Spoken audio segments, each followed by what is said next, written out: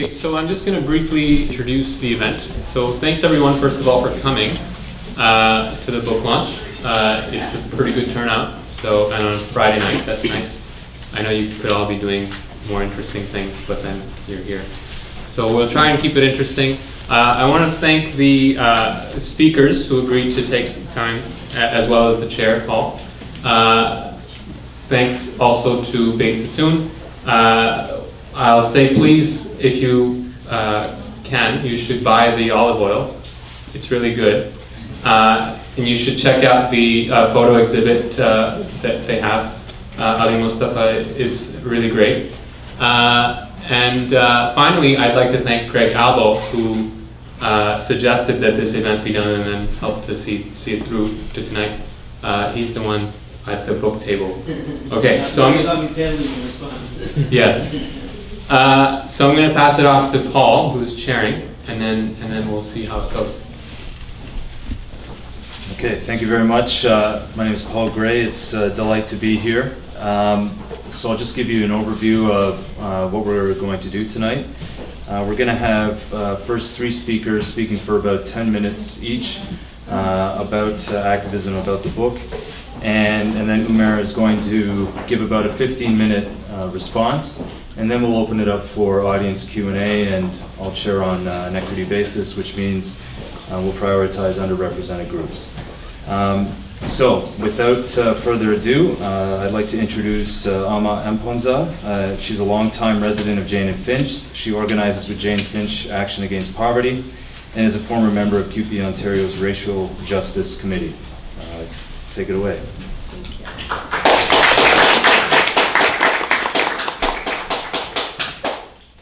And that's my son, who is clapping the loudest. It does give me good encouragement. It makes me less nervous to have that kind of support, so thank you. And by the way, my kids will be walking around, especially my daughter, so apologies in advance for that one. One of the things I wanted to say was, and I was telling Umair this, I was a bit hesitant to open the book because I thought, you know, another academic book for the shelves, you know, with big fancy words I can't pronounce and won't understand. But you know what, I was very pleasantly surprised when I opened the book and when I read it, and in terms of how it flows and the fact that the language is also quite accessible to read as well. So well done for that, Umair, for making it that accessible. So I've worked with Umair through JFAAP, and also I've known Umair through Line 9 and also through political conversation cafes in Jane and Finch. So I do know him a little bit, and you know, over the years, and as of yesterday I had to change my language from academic to intellectual. So I'm always learning every day with my interactions with Umair as we go. So one of the things that I wanted to say is that over the past 20 years to 30 years, you know, we've all seen a huge rise in individualism, or what I call, you know, everyone for themselves. And I think with this book, what Umair does really well is really emphasize on the need to fight against injustice as a collective, and against neoliberalism, and against capitalist explorations. And as many of you, of course, know, individualism is used as an attack against the working class. And one of the many ways that's done too is, you know, you hear a lot about entrepreneurship. Sorry, again, like I said. So one of the ways we hear a lot about, you know, entrepreneurship programs. That's what is being pushed against the working class. A lot is, you know, the rich dad. I'm sure a lot of you have seen the rich dad, poor dad ads, you know, everyone sort of for themselves, this individualistic idea that Umair does really well in terms of really explaining, and that push towards a more collective framework of organizing and seeing our the struggles from across the globe together, and sort of that village, what I say, village mentality. For me, what Umair's book has done for me as an activist, you know, I started out not really calling myself as an activist, but really as a mom, as a young mom living in Jane and Finch, and the everyday struggles that I had living in that community, but not necessarily understand that I wasn't alone in that struggle. You know, it was a very, you know, I struggled with school. I lived in shelters. I understood my struggles, but I didn't understand the systemic, the issues that I faced in terms of how systemic that is and how that links with other struggles. So really that work with other people to really, so for me, really it's like the battle that we fight on with in the streets of Jane and Finch on a regular basis, and understanding how that links with the global struggle against austerity was really important. And I think that with Umair's book, one of the things that I've learned really well is that understanding and that link, that, you know, that idea that,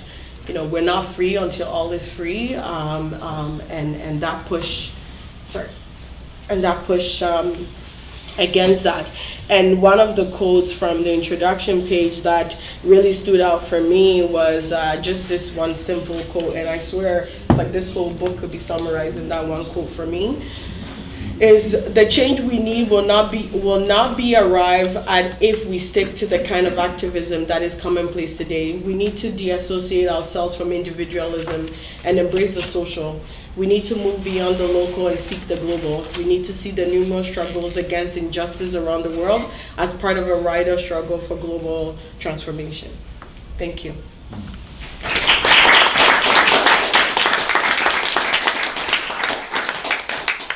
Thank you very much.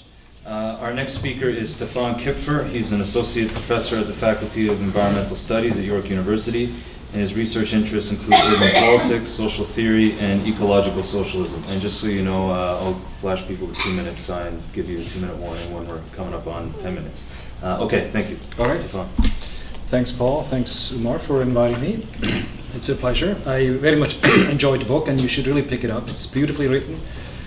And I'll focus, I'll read a few passages also. And I hope we can perhaps have a conversation about some of the concrete organizational implications of what Umair's book wants us to think about. But before we get there later, perhaps I just wanted to point out some of the big challenges that Umair throws into the room for us. Because they're big, and we should not hide from them, I believe. The challenge really Umair presents us with is huge. He proposes really at the end of the day that we need to build a mass movement against capitalism and inequality that also tackles the daily realities and practices through which we all, in our different ways, participate in ecological degradation and the reproduction of global inequality. So it's not a comfortable book in that sense. It makes big claims, but the claims challenge us in our everyday realities. So let me read you one of those big challenges, which comes at the end of the chapter on climate change, 131, in the conclusion to that chapter. Here's what Umair says. The old fable of the frog and the scorpion serves as a rather neat allegory for the relationship between society and private capital. In the story, the scorpion wants to get across a river and asks the frog to give her a lift. The frog is afraid the scorpion will sting her, so she initially refuses to swim across the river with the scorpion on her back. But the scorpion confronts the frog by pointing out that if she stung her during the river crossing, they would both drown. The frog is eventually convinced by the scorpion's reasoning, and they start the journey across the river. Sure enough, partway through the swim, the scorpion stings the frog, incapacitating her. With her last breath, the frog yells out, "Why?" To which the scorpion can only respond, "It's my nature." We have to recognize that it is in the nature of capital to risk civilizational collapse in order to secure short-term profits. We cannot change this nature and must refuse to continue carrying it on our backs. Now, this is the conclusion to a chapter where Umair systematically criticizes various easy solutions, so-called non-solution solutions to environmental problems. The solution, for example, of proposing technological fixes for environmental issues, or to promote various kinds of market environmentalisms or green consumerisms, for that matter, to think about environmental issues today. But his critique ultimately goes, I think, to a point where not many of us go today, on the left or on the ecological side of things. And that place is a place of thinking about shrinking economic production. And at the same time challenging the at least relative privileges we all have living in this country, relative to many parts of the world. So this gets me to the conclusion of the second chapter, which deals with that second big set of issues, global inequality in an imperial world. And here is what Umair says at the end of that chapter, on page 94. Today, quite apart from quelling resentment over access to basic needs, the cheap commodities obtained through the exploitation of the third world serve to feed the overconsumption of the masses in rich countries.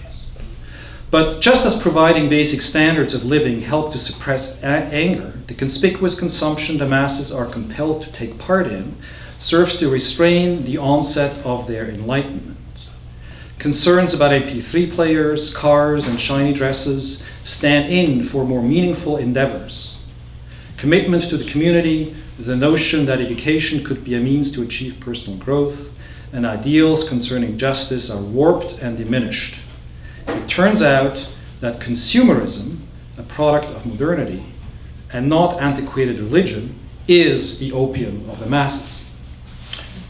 So, how to square that circle of building a mass movement when the masses are implicated, at least in some parts of the world, in reproducing some of the big problems we face today?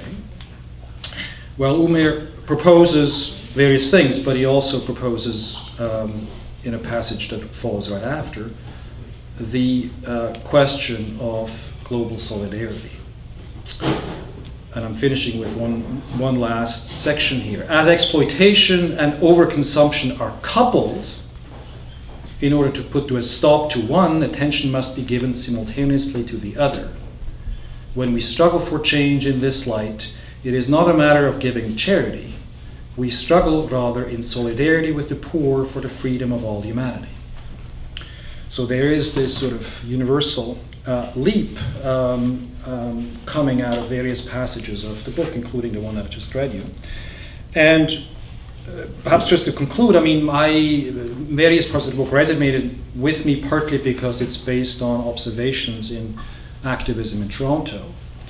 But I do think ultimately the lesson of the book is one that really asks us to think what it would mean to build a mass movement for degrowth, as it's sometimes called today, and at the same time for global solidarity. Two things that are not easily joined, particularly in the global north, where neither serious ecological concerns nor global solidarity has been ever typically at the center of the concerns of the left. It's been, sometimes a strong element of the left, but not typically the central concern. And indeed, there have been various moments in the global left where these concerns were barely visible. So I think we should try to think what Umair's call really means for the various organizations and networks and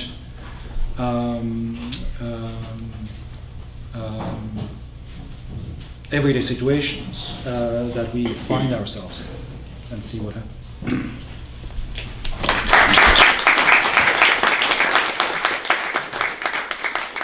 Thank you, Stefan. Our third speaker is Sadia Khan, who's a community organizer in the East End and has worked with new immigrant communities in various capacities for over 8 years. She's currently pursuing her master's in social and political thought at York University. Thank you. Hi, everyone. So I want to take this opportunity to talk about two issues in particular that Umair's book raises for me. The one is the question of gateway or transitional politics, and the other is the question of political organization and more concrete strategies or tactics that we need to employ. So from the very first chapter, we see that Umair is critical of lifestyle-centric activism. He rightly points out its individualism, but I think the more piercing critique is that it, far from being a bridge or a gateway to more substantive politics, is actually a distraction. Right? So he's able to build up that critique really well, and I think maybe it's just my bias as well that I of course, am also subscribed to this critique of lifestyle-centric politics, that I'm able to buy into that. So it's because I can see that critique of inadequate transitional or gateway politics there that I think that in his afterword, I am a little bit struck when he produces a similar critique for anti-oppression, privilege, and identity politics. So he also criticizes those for being individualistic, and although he doesn't use the same words to say that they're an inadequate bridge or gateway to socialist politics, I think it is implied that those are also a distraction rather than a gateway. And I think that's something that I want to probe a little bit, maybe primarily because of the presentation of that critique. I think it can potentially be alienating to a number of contemporary and activist groups within the city right now. And so I think maybe a little bit of caution in the presentation is called for. But I think it's also something greater, and I really do want to question whether, to what extent are there similarities between anti-oppression, privilege politics, and lifestyle-centric politics. Right? And I think we can say that in some ways that they seem to share some parallels in terms of pushing for individual acts of calling out privilege, for example, and checking one's own privilege, similar to lifestyle-centric activism. But I think more than that, there's also I think anti-oppression and privilege politics are also a response to an ongoing reality of racism and sexism, ableism that is all around us, and I think we can't deny that. Whether anti-oppression and privilege politics is the right way to express that, to oppose and address those issues, is of course the problem.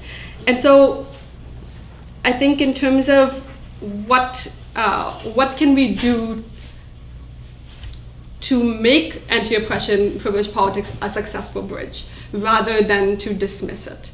And I think one of the ways that we've seen that that's been done is by organizations and individuals through, for example, the civil rights movement, like the Black Panthers, who were, recognized the everyday reality of racism, recognized and tackled police brutality, and yet they espouse the socialist, anti-imperialist, anti-colonial politics.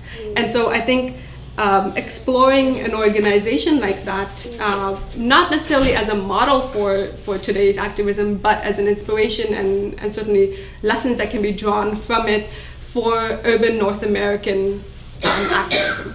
Right? So I think that's what I want to do a little bit here, is to talk about when Umair is a little bit, he starts to talk about in the last chapter about building organizations and proposes political parties as a potential. But I think in the last chapter there's a little bit of hesitance in fully endorsing a political party, whereas by the afterward that seems to be a wholehearted assertion that in fact political parties are going to be the primary mechanism, primary means that are most compatible with bringing about a socialist reality. So I think in terms of thinking about that, in terms of thinking about parties and what are they meant to do, I want to collectively think about the Black Panther Party a little bit. So one of the things that Umair really likes about Gandhi, and I am not a fan of Gandhi despite the book, so I wasn't won over, but I think it's valuable to present an alternative side to him, one that is of an organizer of a political party rather than just the leader of a non-violent civil disobedience movement. So I think that distinction is important. So one of the things that Umair talks about that's important that Gandhi does for Congress is to provide a forum to have debates and discussions, attract and produce leaders, fashion collective positions on issues of concern, and vie for increasing amounts of influence and power. And I think those are good goals for political organization and political party even in our contemporary times. And so to what extent did the Panthers do that? And I think that within the Panthers, one of the things that I'm really interested in are their Serve the People programs. Right? And Umair and I have had discussions and debates about the merits of the Serve the People programs, because certainly there is the danger of slipping into a charity-based service provision model, and that can be the default that it becomes. But I think serving the people doesn't have to mean that, and especially if the vision and the socialist politics are grounding that effort, it can actually transcend services per se. So one of the reasons why I think the Serve the People program is important, and this is where I think Umair and I had one of our disagreements, is that the basis is not that poor or marginalized people cannot come to politics without having some immediate gain, which can be an attack that's launched against them, but rather that Serving the People programs, as the Panthers did, and some of you might be familiar with their breakfast program, with their children's literacy programs, with their free clinics, with the food delivery programs, with the sickle cell anemia research, the prison visits. So there were a number of these programs that took place.